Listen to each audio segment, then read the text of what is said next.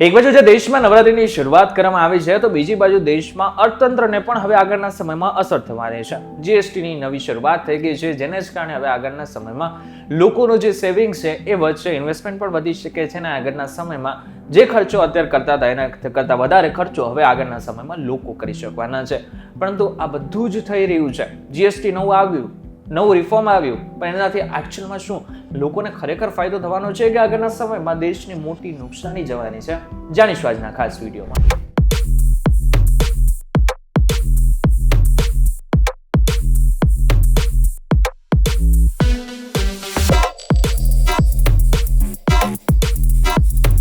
નમસ્કાર, welcome back Fox TV digital પર તમે જોઈ રહ્યા છો ડેલી ડોઝ અને હું છું આપનો દોસ્ત કરણ ચૌધરા.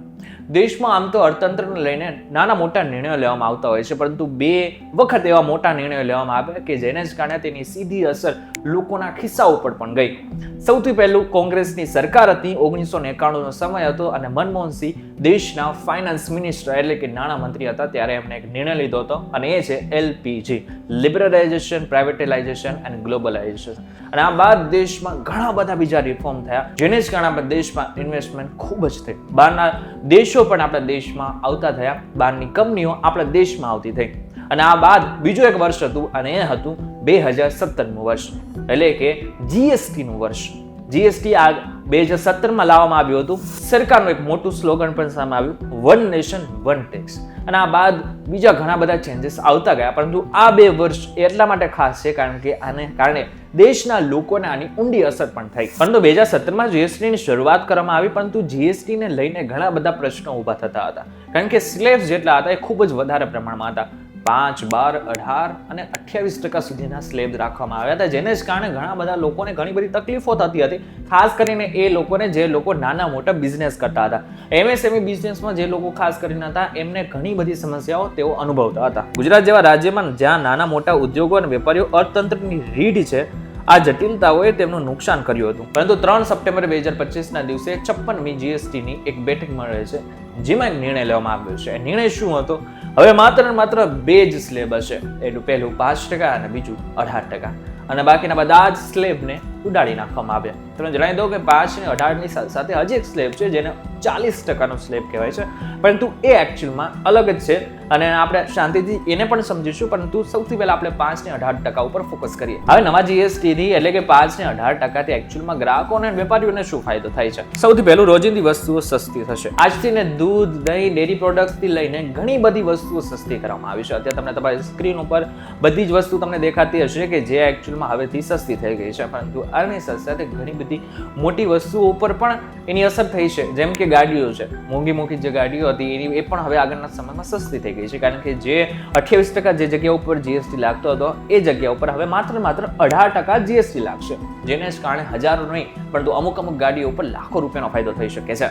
બચત નવી થશે. એક આંકડો બહાર પાડવામાં આવ્યો છે, જે PIB દ્વારા બહાર પાડવામાં આવ્યો છે. એમ કહેવામાં આવ્યું છે કે દર વર્ષે દેશભરના લોકો પાસે 1 લાખ કરોડ રૂપિયા બચી શકે છે, જેને જ કારણે દિવાળી અને નવરાત્રી જેવા તહેવારોમાં એમનો ખર્ચ વધશે. વેપારીઓને અને MSME ઉદ્યોગોને શું મળ્યું? ખાસ કરીને એમના માટે ફાયદો થઈ ગયો કે જે જગ્યાઓ ઉપર હવે અલગ અલગ ટેક્સ લગાડવામાં આવતા હતા, 5, 12, 18 અને 28% જ્યાં ટેક્સ લગાડવામાં આવતા હતા, 5 ને 18% જીએસટી લાગશે, જેને જ કારણે હવે તેમની જે કેલ્ક્યુલેશનની જે રીત હતી એ પણ બદલી જશે, ઇઝી થઈ જશે અને આગળના સમયમાં તેમને બધી જ વસ્તુ કામ કરવામાં પણ સરળતા રહેશે. ઇનપુટ ટેક્સ ક્રેડિટ એટલે કે ITCના નિયમો હવે વધુ સરળ થઈ ગયા છે, જેનાથી ગુજરાતના નાના ઉદ્યોગોને કેશ ફ્લોમાં રાહત મળશે. હવે આ તો આપણે ફાયદા થઈ ગયા, પરંતુ એકચ્યુઅલમાં હવે નુકસાની શું થઈ શકે છે એની વાત કરીએ. સૌથી પહેલું, રાજ્ય સરકારની જે આવક છે એમાં ઘણો બધો ઘટાડો થઈ શકે છે. ગુજરાત જેવા ઔદ્યોગિક રાજ્યો માટે ટેક્સ રેટ ઘટવાથી રાજ્યની આવકમાં ઘટાડો થઈ શકે છે. દાખલા તરીકે નવા રિફોર્મથી 48,000 કરોડનું નેટ રેવન્યુ લોસ થઈ શકે છે, જે ગુજરાતના વિકાસ પ્રોજેક્ટને અસર કરી શકે છે. જો કે બીજી બાજુ ભૂપેન્દ્ર પટેલની સરકારનું એવું કહેવું છે કે આ માત્ર ટૂંકા ગાળાનું આ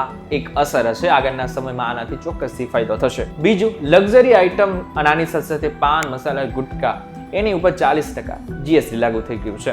જે તમે તમને કીધું હતું 40%ની વાત આપણે પછીથી કરીશું, તો 40% જે છે એ મહત્વના સાબિત થઈ શકે છે. જે જગ્યા ઉપર પાન મસાલા અને આ ઘણી બધી એવી પ્રોડક્ટ હતી કે જેની ઉપર 28% જીએસટી લાગતો હતો, એ હવે એના ઉપર હવે ડાયરેક્ટ 40%નું જીએસટી લાગશે. જો ભાઈ કહો, પાન મસાલા, લક્ઝરી કાર અને એરેટેડ ડ્રિંક્સ પર 40% ટેક્સ લાગશે. આનાથી ગુજરાતના શહેરી વિસ્તારોમાં, ખાસ કરીને અમદાવાદ જેવા શહેરોમાં આ ચીજોની કિંમતો વધશે. જો કે મહત્વનું જોઈએ કે આ બધી જ વસ્તુ ઉપયોગમાં એકચ્યુઅલમાં મધ્યમ વર્ગના લોકો કરતા હોય છે. જો કે મહત્વનું છે કે આના ઉપર ટેક્સ જે છે એ વધારે જ લાગવો જોઈએ, જેનાથી લોકો આનો ઉપયોગ ઓછો કરે. પરંતુ જે જગ્યાઓ ઉપર આનો ઉપયોગ ઓછો થવાનો નથી, જે લોકોને આની આદત લાગી જ ગઈ છે, એમના ખિસ્સા ઉપર આની અસર થવાની છે. બીજી બાજુ જો લક્ઝરી કારની વાત કરીએ તો લક્ઝરી કાર ઉપર પણ હવે આનો જે જીએસટી છે એ વધી ગયો છે અને 40% સુધી કરી નાખવામાં આવ્યો છે. એટલે હવે લક્ઝરી કાર ઉપર પણ જો કોઈ ખરીદી કરશે તો એની ઉપર 40% જીએસટી એમને આપવું પડશે. ત્રીજું, સખત કમ્પ્લાયન્સ નિયમો. ગુજરાત જીએસટી ઓર્ડિનન્સ 2025માં નવા ટ્રેક એન્ડ ટ્રેસ મિકેનિઝમ અને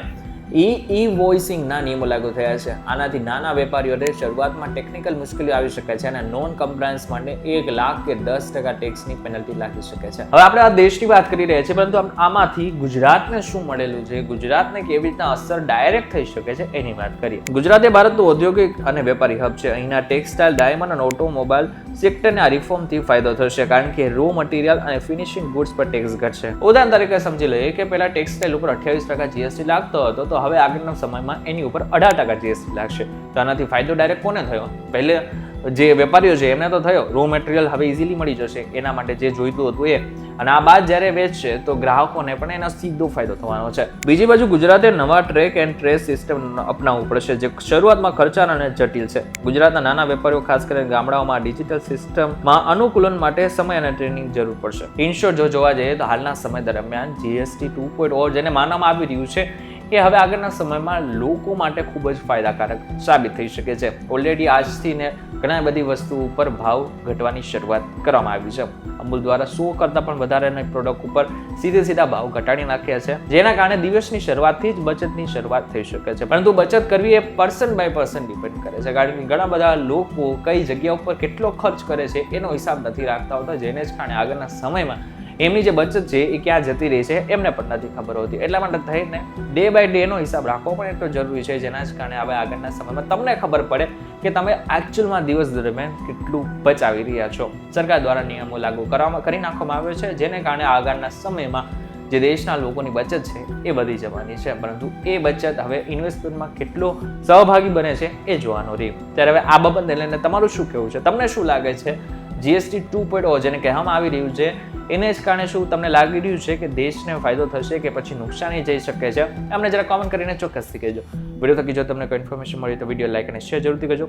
તથા આ જ ઇન્ફોર્મેટિવ વિડીયો માટે VTV ડિજિટલ સાથે જોડાયેલા રહેજો.